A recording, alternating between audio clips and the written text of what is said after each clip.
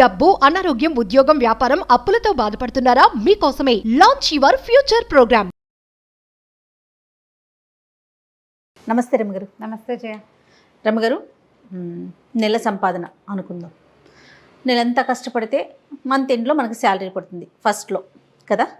మళ్ళీ నెలంతా కష్టపడతాం, మన అవసరాలను తీర్చుకుంటాం, మళ్ళీ మామూలే. నెలంతా కష్టపడటం, శాలరీ రావటం, మన అవసరాలు తీర్చుకోవటం. ఇంకా ఇదే నా జీవితం. ఇట్లానే రొటీన్గా ఇంత సంపాదన ఇంత ఖర్చు, ఇంత సంపాదన ఇంత ఖర్చు. కొంచెం ఎక్కువ వెళ్తే అప్పులు పాలవటం, ఆ ఖర్చును తగ్గించుకునే ప్రయత్నం చేస్తూ ఉండటం. ఇంతకు మించి ఎట్లా రమ్మగారు? అంటే ఇంకా ముందుకు వెళ్ళాలనే ఆలోచన కొంతమందికి ఉంటుంది. ఎలాగైనా వెళ్తారు, అంటే జీవితం అనుభవించడం ఎలా అంటావా? జీవితాన్ని ఎట్లా ఎంజాయ్ చేయాలి? ఇంక ఇదే రొటీన్ అయిపోట్లా కాదా? పొద్దున్న జీవులు అంతే, వేతన జీవులు అందరి పరిస్థితి ఇదే కదా జయ. ఎవరైనా లెగ్సామా, రెడీ అయ్యామా, ఆఫీస్కి వచ్చామా, వర్క్ చూసుకున్నామా, ఇంటికి వెళ్ళామా, తిన్నామా, పడుకున్నామా, మళ్ళీ లెగ్సామా, రొటీన్. మంత్ ఎండ్ వరకు వెయిట్ చేస్తామా, శాలరీ వచ్చిందా, మళ్ళీ నెలంతా కష్టపడాలి. నువ్వు పెద్దగా ఇందులో పొదుపు చేయగలిగేది అది కూడా ఏముండదు. అవునవును, అంటే ప్యాకేజీని బట్టి ఉంటుంది అనుకోండి. ఆఫ్ కోర్స్ మరీ లేదు అని అనుకోవటానికి కూడా లేదు. ఇవాళ రేపు శాలరీస్ కూడా హైలోనే ఉంటున్నాయి, దానికి తగినట్టు ఖర్చులు కూడా ఎక్కువే ఉంటున్నాయి. దాంతోపాటు ఈ రొటీన్ వల్ల మనం జీవితాన్ని ఆస్వాదించలేకపోతున్నామేమో. అంటే మనం ఎట్లా ప్లానింగ్లో ఉండాలి కదా జయ. జీవితం ఆస్వాదన అంటే ఈ రోజంతా పని చేస్తావు. నువ్వు చెప్పు, నువ్వు పొద్దున్న లేచేస్తావు, నువ్వు ఆఫీస్లో నవ్వవు, పూర్తిగా ఎంజాయ్ చేస్తాం మేమైతే కదా. ఫీల్డ్లో ఉన్న వాళ్ళు ప్రతి ఒక్కరికి అర్థమవుతుందండి. ఏదో ఆన్ స్క్రీన్ కూర్చున్న కాసేపే తప్ప నిజంగా చాలా సంతోషంగా పనిచేసేది ఏదైనా ఉంది అంటే మీడియా ఫీల్డే రమ్మగారు. 100% కదా. నీ సంగతి కాదు, ఆఫీస్ వర్కులు ఉంటారు, వాళ్ళైనా ఎవరితోటైనా మాట్లాడకుండా, ఓ టీయో కాఫీయో తాకుండా, ఏమీ చేయకుండా మెషిన్లలాగా ఎవ్వరూ పనిచేయరు, చెయ్యొద్దు కూడా. పక్కన అక్కడ మాట్లాడతాము, ఏదో చేస్తాము, మధ్యలో ఎవరైనా కాల్ చేస్తారు, రేపటికి ఆలోచన చేస్తాము, మధ్యాహ్నం లంచ్ ఎవరికి కూర్చుంటాము, కబుర్లు చెప్పుకుంటాము, ఒకళ్ళతో ఒకళ్ళు పంచుకుని తింటాము. నువ్వు మెషిన్ లాగా ఉండి దానికి బాధ్యత ఎవరినో తీసుకోమనకూడదు. నిన్ను నువ్వు ఎంగేజ్ చేసుకో సరదాగా. జీవితంలో చిన్న చిన్న ఆనందాలు తీసుకో. అందమైన జీవితం పుస్తకం కథ చెప్పాం మనం, దాన్ని చదవండి. జీవితాన్ని చిన్న స్కేల్లో కూడా ఎలా సంతోషంగా ఉండొచ్చు. పొద్దున్నే వెళ్ళేటప్పుడు చక్కగా ప్రశాంతంగా భార్యను విసుకుంటూ, పిల్లల్ని కసురుకుంటూ కాకుండా, చక్కగా చిన్నపిల్లాడు ఉంటే వాడిని ముద్దు చేసుకుని, వాడితో కాసేపు ఆడుకుని, ఆమెకి ఏదైనా ఇంట్లో పనిచేసి, ఆడవాళ్ళు అయితే మగవాళ్ళతో కాసేపు కబుర్లు చెప్పి, కలిసి కాస్త ఒక కప్పు కాఫీ తాగి, ఇద్దరు 5 నిమిషాలు మాట్లాడుకుని, వాళ్ళ ప్లాన్ ఆఫ్ యాక్షన్ ఏమిటని చెప్పుకుని జీవితాన్ని ఎంజాయ్ చేయలే? నువ్వు చేసావా? ఖచ్చితంగా అయిందా? ఆఫీస్కి వెళ్తావు, వెళ్ళిన తర్వాత కూడా వర్క్ని సంతోషంగా తీసుకో. ఇదే నా జీవితం. అది ఎప్పుడు వస్తుందో తెలుసా రమ్మగారు? దాని మీద ఇష్టం ఉండాలండి. మనం చేసే పని మీద కనుక మనకి ప్రేమ ఉందంటే ఖచ్చితంగా ఎంజాయ్ చేస్తూ ఉన్నాం గారు. ముందు ఒకవేళ లేదు నీకు, కానీ అదే నీ జీవితం, అదే అలవర్చుకోవాల్సిందే. అలవర్చుకోవాలి ఖచ్చితంగా. నెల తిరిగేసరికి నీకు ఒక ముద్ద అన్నవు, నీ ఇంట్లో కావాల్సిన వస్తువులు, నీ నెల జీవితపు ప్రమాణానికి సరిపడా డబ్బిచ్చేదాన్ని నువ్వు ప్రేమించక ఏం చేస్తావో చెప్పు నాకు. ఖచ్చితంగా ఇష్టమేమిటి, అయిష్టం ఏమిటి? అదే కదా బోడిష్టం. అంతే. నీ ఇష్టాలు ఏమిటి? దానివల్ల నీ జీవిక, నీ ఇల్లు, నీ వాకిలి, నీ సంసారం నువ్వు నడుస్తున్నప్పుడు నువ్వు తప్పకుండా దాన్ని ప్రేమించి తీరాలి. ఒక్క మాట అండి, కొంతమందిని చూశాను రమ్మగారు, ఉసూరు మియ్యాల్లాగా పనిచేస్తారండి. నెల వచ్చేసరికి చక్కగా జీతం కావాలి, రోజు పనికి వస్తావు, ఎక్కడ ఇంట్రెస్ట్ ఉండదండి.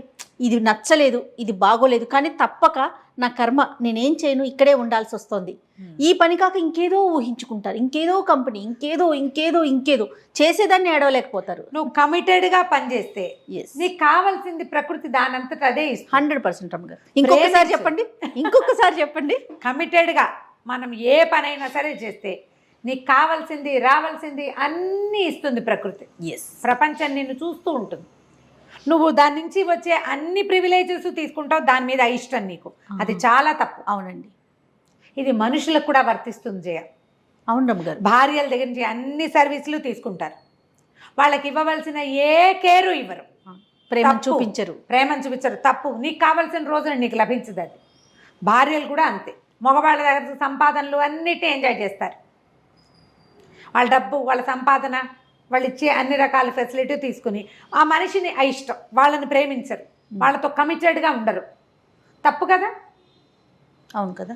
మనుషులు చేయకూడని పని మనం అది చేస్తున్నామంటే మనం ఏమిటో మనమే చూసుకోవాలి. కమిట్మెంట్ అనేది ఎప్పుడు కూడా నిన్ను సంతోషపెట్టే విషయం.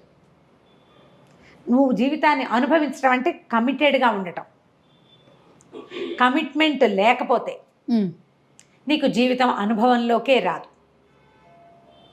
నువ్వు గాల్లో ఈ నీళ్ళల్లో కాగితం పడవలాగా కొట్టుకుపోతావు. కొట్టుకుపోవాలా, నిలబడాలా జయ? ఖచ్చితంగా స్ట్రాంగ్గా నిలబడాలండి. నిలబడాలంటే నువ్వు కమిటెడ్గా ఉండాలి. మొదట అది ఆలోచించుకోవాలి. అది మనం చేసే ప్రతి చోట, అంటే మన నిత్య జీవితంలో ప్రతి విధానంలోనూ ఉండాలి. అక్కడి నుంచి విసుకులు, కసుకులు, చిరాకులు, పరాకులు, చీదర లేకపోతే స్ట్రెస్ వీటితోటి చేయొద్దు. వాటిని తగ్గించుకోండి. వాటిని మేనేజ్ చేయడానికి మీ జీవితానికి మీతో పాటు ఆలంబనగా ఇంకా గుంపు ఉంది కదా. అవునవును. ఒక మనిషి సంఘజీవి కదమ్మా. అవునండి. పెద్ద సమూహం కదా. మనకి చిన్నదే మన సమాజం ఉంటుందా? నువ్వు ఒక చోట వర్క్ ప్లేస్లోకి వెళ్తే అక్కడ ఉన్నది ఒక సమాజం, నీతో ఉండేవాళ్ళు. అవును. నువ్వు ఇంటికి వస్తే ఇక్కడ ఉన్నది ఇది ఇంకో సమాజం. నీ జనరల్ థింగ్స్ ఉంటాయి. నీ తాలూకు చుట్టాలు, పక్కాలు, నీ మంచి కోరుకునే వాళ్ళు, స్నేహితులు, శ్రేయోభిలాషులు, పక్కింటి వాళ్ళు, వెనకింటి వాళ్ళు కనపడితే గుడ్ మార్నింగ్ అనేవాళ్ళు, హాయ్ అనేవాళ్ళు. వాళ్ళు చాలరా మనకి. వాళ్ళతో హాయ్ అను, సంతోషంగా నిష్కపటంగా మాట్లాడు. అదే నీ జీవితానుభవం. నువ్వు జీవితాన్ని అనుభవించడం అంటే ఏమిటి? తాగి తందనాలు ఆడడం కాదు కదా. అదే కదా. సంతోషంగా ఉండటం. ఎవరైనా వెళ్తూ హాయ్ అంటే నీకు ఎట్లాంటి సంతోషం వస్తుంది? వస్తుందా రాదా? ఖచ్చితంగా ఫేస్ చేస్తాం కదా రమ్మగారు. కదా. ఒకవేళ రాదని ఎందుకు నాకు సంతోషం రావట్లేదని ప్రశ్నించుకో. అది మనలో లోపం ఉన్నట్టే కదా. గ్యారంటీగా నీకు ఎవరైనా పలకరించినా నువ్వు మొహం మార్చుకునే ఉంటావంటే మొహం మాడుపు నీ ప్రత్యేకత అనుకో. ముందు దానికి రిపేర్ చేసుకో. కొన్ని సందర్భాల్లో రమ్మగారు మాట్లాడితే సమస్య తీరిపోతుంది. ప్రతిదానికి అరిచి కేకలు పెట్టేయక్కర్లా. కానీ అలా మాట్లాడడం, దాన్ని కూడా మనం స్ట్రెస్గా ఫీల్ అయ్యి అది ఎదుటి వాళ్ళ మీద తోసేస్తూ ఉంటాం కదండి. స్ట్రెస్గా ఫీల్ అయిపోతాం. అవును. అక్కడ మాట్లాడొచ్చు, ఆ సమస్య అక్కడతో తీరిపోతుంది. కానీ అలా తీసుకో. తర్వాత మనం జీవితాన్ని ఇలా నెలసరి సంపాదనలతోటే ఉంటే మనం ఎట్లా అనిపిస్తుంది? మీరు ప్లాన్ చేసుకోండి సరిగ్గా. ఎట్లా అంటారు? ఇప్పుడు నీకు 50,000 నీ జీతం అనుకో.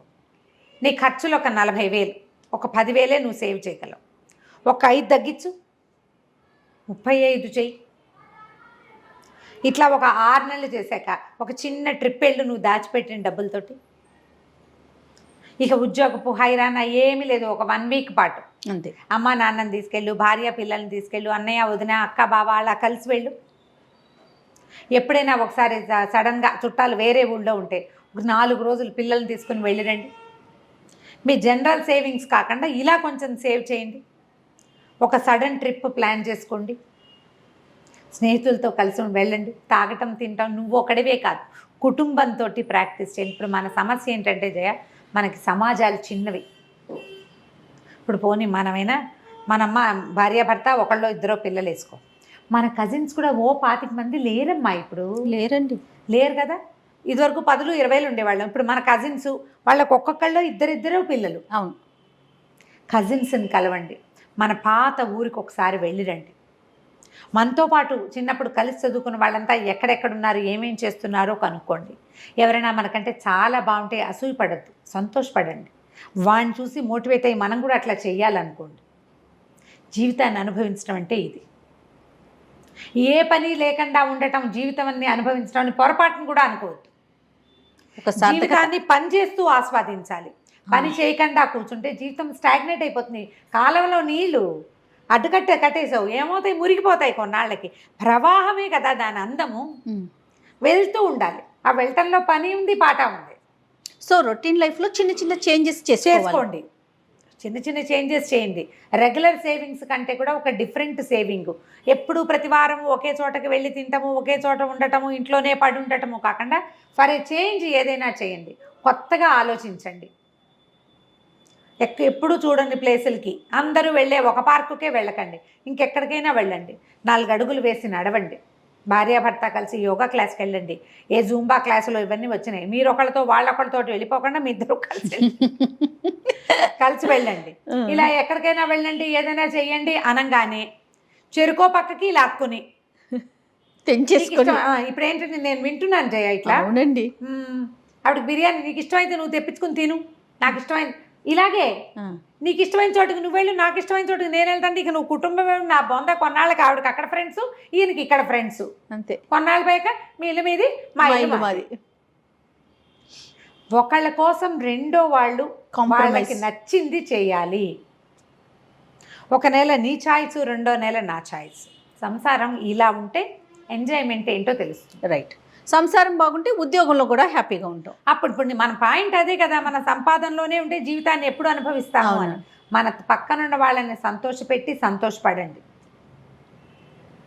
ట్రై చేయాలి. ఇవన్నీ కూడా ప్రయత్నాలే చేయ. అవును. మనం ఎక్కడ తప్పు చేస్తున్నాం, ఎప్పుడు నేను సెల్ఫిష్గా ఉంటున్నానా, లేకపోతే ఎప్పుడు ఈ అమ్మాయి సెల్ఫిష్గా ఉంటుందా అనేది ఆలోచించండి. అసలు ఏది సెల్ఫ్, ఏది సెల్ఫ్లెస్ అనేది ఆలోచించండి. ఏ ఓల్డేజ్ హోమ్కో వెళ్ళరండి, అమ్మా నాన్నల్ని ఓల్డేజ్ హోముల్లో పెట్టకండి. ఎక్కడైనా అనాశరణాలయాలకు వెళ్ళండి, వాళ్ళకి కావాల్సింది ఏదైనా కాస్త కొనుకెళ్ళి పట్టుకెళ్ళి ఇచ్చిరండి. ఇట్లా ఏవైనా చేంజ్ చేసుకోండి లైఫ్లో. అప్పుడు ఈ మొనాటని, ఈ సంపాదన వెనకాలే పరిగెడుతున్నామనే భావాలు తగ్గిపోతాయి. ఇవాళ రేపు ఇద్దరు వర్క్ చేసేటప్పుడు ఈ ప్రెషర్ వస్తుంది. అవును. నెలంతా పరిగెడుతున్నాము, మనం ఏమి ఎంజాయ్ చేయటం లేదు అనిపిస్తుంది. చిన్న చిన్న ఆనందాలు వెతకండి. ఎవరి లెవెల్ ఆఫ్ ఆనందాన్ని వాళ్ళు, ఎవరి పద్ధతిలో వాళ్ళు, మీ ఛాయిస్ని బట్టి. వాన వచ్చేటప్పుడు కాగితం పడవ చేసి నీళ్ళల్లో వేసినా సంతోషంగానే ఉంటుంది జయ. నేను ఇప్పటికి చెప్పనా, నేను ఇప్పటికీ కూడా ఈ షాపింగ్ లిస్ట్ రాస్తామా కాగితం, అది లిస్ట్ అయిపోయిన తర్వాత అది పడిపోతుందా, నేను దాన్ని మడత పెట్టి పడవ చేస్తాను జయ. తోచకపోతే చేసే పనులు, ఏదో ముగ్గేస్తాను, పెద్ద వాకిట్లో ముగ్గులు గిగ్గులు నేనేం వేయను, మా సత్యవత వేసుకుంటుంది. ఏదో ఒక దాని మీద ఏదో గీస్తూ ఉండటం. కాగితం పడవలు ఎన్ని పడవలు ఉంటాయో మా ఇంట్లో. ఇంకేం పెద్దవి రావు నాకు, కత్తి పడవ మామూలు పడవ రెండే వచ్చు.